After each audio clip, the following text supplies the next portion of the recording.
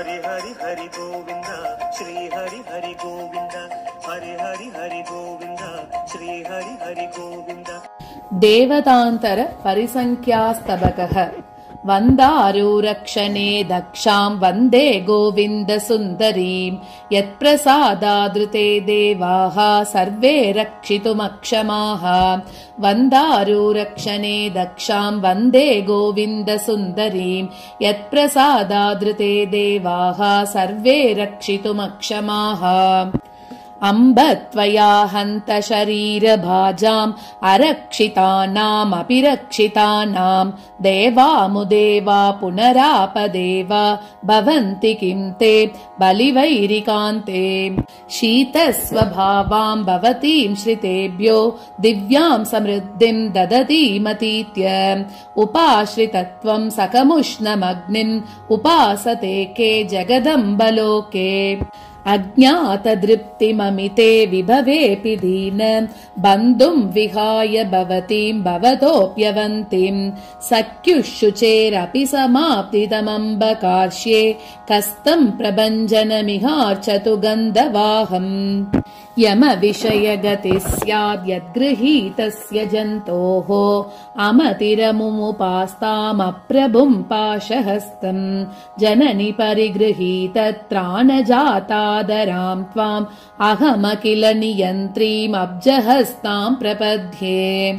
कुर्वाणं परुषैकरैकुवलय क्लेशं वृषं सद्गण श्रीहार्यभ्युदयं तमम्बतपनं केचिन्नमस्कुर्वताम्। विश्वानन्दकरीं वयं तु विदुषां विश्वादिकां सम्पदम् तन्वाणां प्रणमेम तत्र भवतीं तापत्रयध्वंसिनीम्। हरिसखिशतमन्युं वायसस्य स्वसूनोः अपि विपदपनीता वक्षमं नो यजेयम्। अहमविदितमन्युं हन्त तस्य स्वशत्रोः अपि परिहृतभीतिं त्वां शुभामाश्रयेयम्।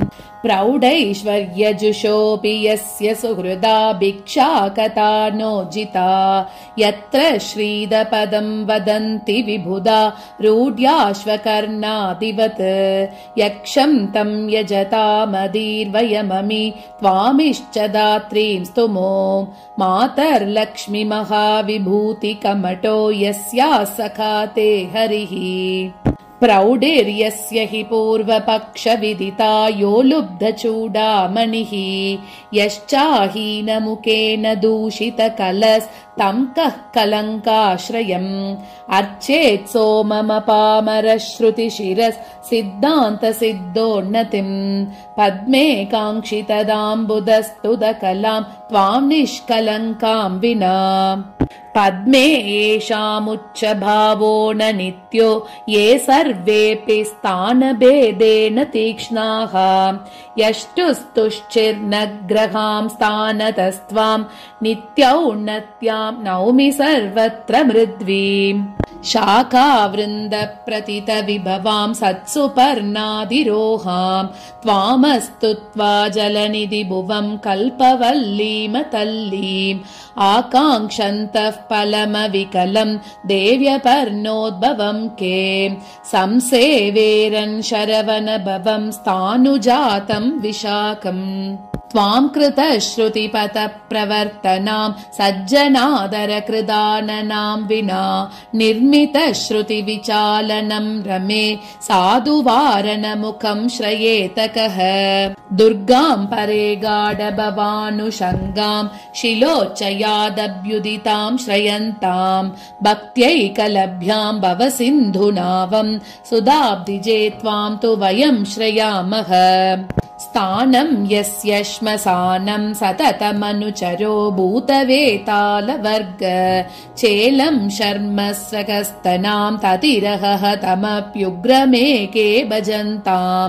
पद्मे पद्मे स्थितां त्वाम् असकृतनुसृतां देवता यौवतेन ध्यायेमक्षौमभाजं वयमनुदिनमामुक्तमुक्ता कलापम्। नाभिजातमदरीकृतहंसं जन्तवः कतिपये कलयन्ताम् सेवते जगति हंसगतिं त्वां सिन्धुनन्दिनि सुधीरभिजाताम् चित्तवृत्तिरिह कञ्जमन्दिरे दून्वतीं दुरितपुञ्जमिन्दिरे सिद्धये जननि सेवतान्तराम् त्वामनाकलितदेवतान्तराम् यद्याददासि करुणां यदि वानपद्मे किं दैवतैस्त्वदितरैरपवर्गलिप्सोः तुष्टो यदीक्षितिपतेर्यदि वानतुश्चः किं नाम शौरिसखिपारिषदैर्विवित्सोः दृष्टादृष्टेप्सितपुषि भवत्पादपद्मावलम्बे दिश्चालब्धे कैह भजतां देवताम्बूष्णुरन्याम् दृश्चे स्पष्टं ननु दिनकरे दृश्य सन्दर्शनार्थम् दीपारोपव्यसनमजडो देविकः स्वीकरोति तव जननि जयन्त्या शाश्वतैश्वर्यदात्र्याः परिमितबलधात्रीर्देवता सेवते कः फलभरणतसस्यां प्रास्य चोलक्षितं किम् प्रकटमटति विन्द्य प्रान्तभूमिरमूढः तव जलनिधि कन्ये दैवतैः पामरोऽन्यैः कलयतु समताम् अप्यन्ततः किं ततस्ते दरमपि गरिमाणम् दर्दुरो कर्दमायाः विबुध पुरतटिन्याम् वेत्ति किं पल्वलेभ्यः विष्णोः पत्नी भवत्प्रसाद विरह व्यावर्त्यमान श्रियाम् सम्पत्तिष्ठति सा न दीर्घमुदिता या